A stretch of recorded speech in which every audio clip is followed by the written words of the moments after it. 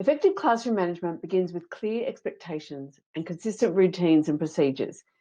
In this video, I'll take you step by step through the process of developing routines with your students that will support you in building a positive learning environment for your students and a place that you will want to be. Routines that help the classroom run smoothly are good for you and good for your students.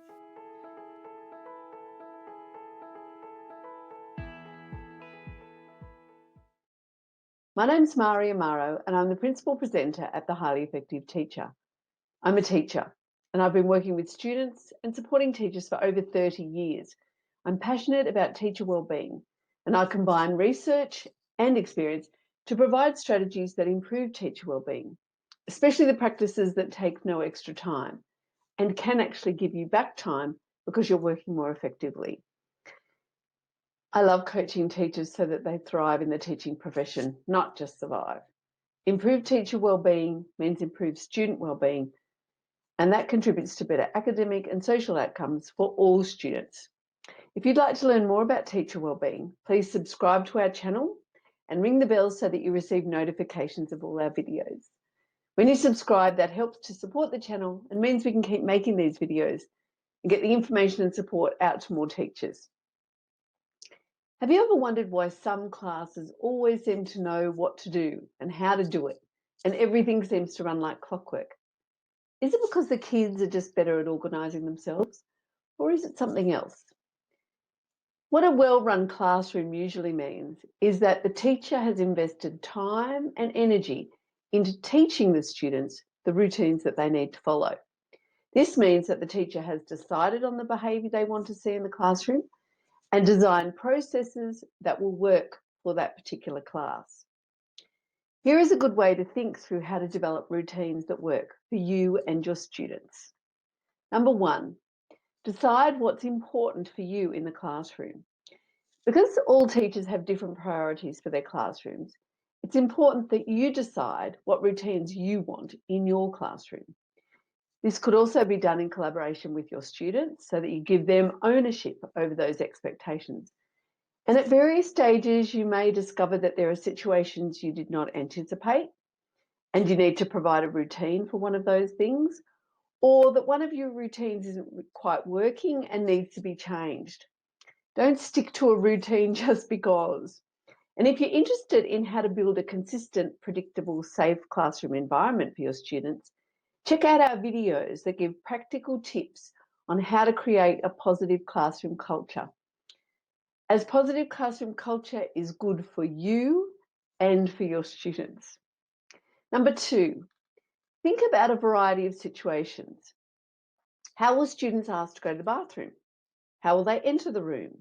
How will they ask for help? What will they do when they finish their work?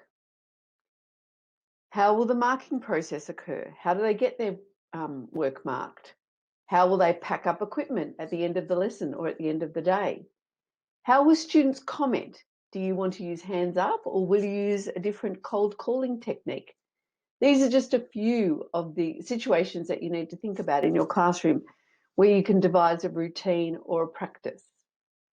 Number three, practice how to follow these routines.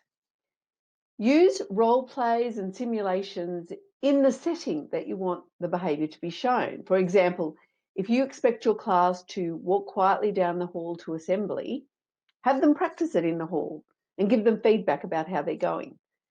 When I was teaching my students my call to order, I would have them chat, then use the signal and get them to monitor how quickly they responded.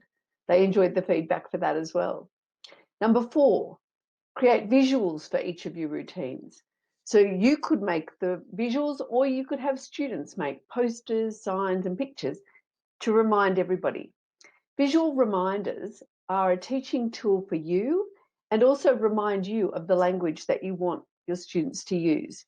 Visuals also remind students of expected behaviours, just as a stop sign at an intersection or a use sanitizer in a shop reminds us.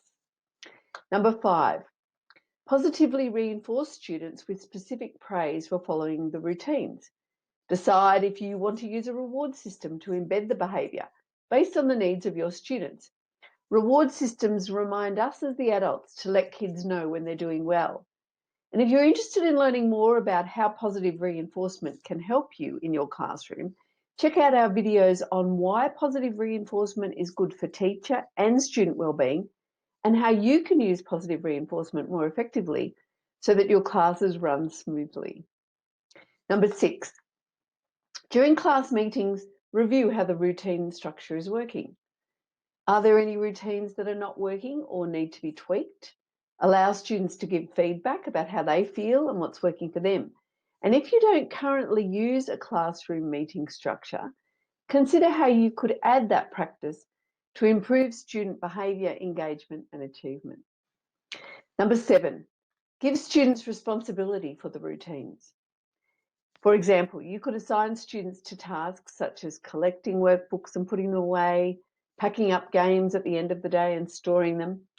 Because when you give students responsibility and leadership roles, they're more likely to engage with the classroom expectations and take ownership and responsibility for the classroom space. Number 8, ensure that you include routines for transition times.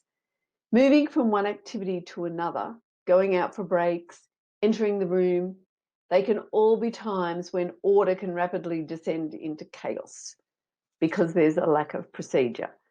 When students know and understand the processes that guide the behaviour in the classroom, they can feel calm, confident and ready to learn.